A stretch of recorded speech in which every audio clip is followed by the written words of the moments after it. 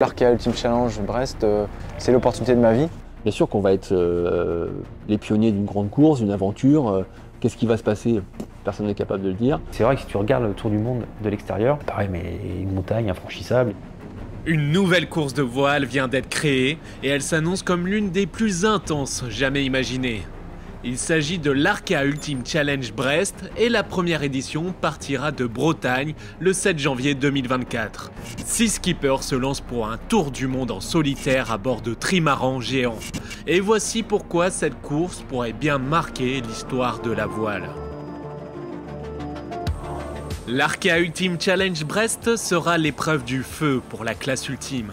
C'est la première fois que ces géants des mers s'affrontent lors d'une course autour du globe.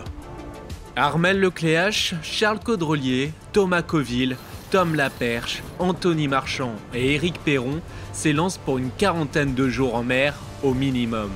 Ce sera dur, très dur. L'échelle de la planète en solitaire en multicoque, ça me paraît quand même un des trucs qui sont proches du summum de ce qu'on peut faire en voile et même à l'échelle de beaucoup d'aventures humaines qu'on connaît sur Terre.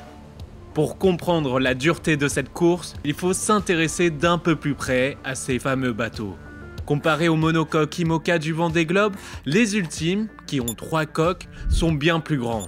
32 mètres de long, 23 de large et une quinzaine de tonnes. Vous l'avez compris, ce sont des monstres des mers.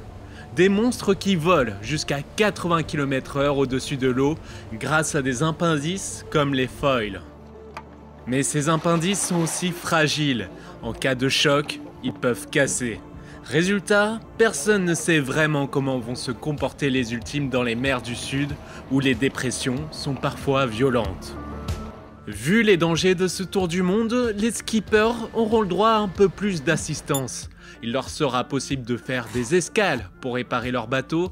Par contre, chaque arrêt au stand devra durer au moins 24 heures. Ils auront aussi le soutien de leur équipe à terre, notamment pour la stratégie météo. Des routeurs vont leur communiquer quotidiennement la meilleure route à suivre en fonction des vents. Le décor est planté. C'est maintenant aux 6 pionniers d'écrire l'histoire de cette course et d'entrer peut-être dans la légende.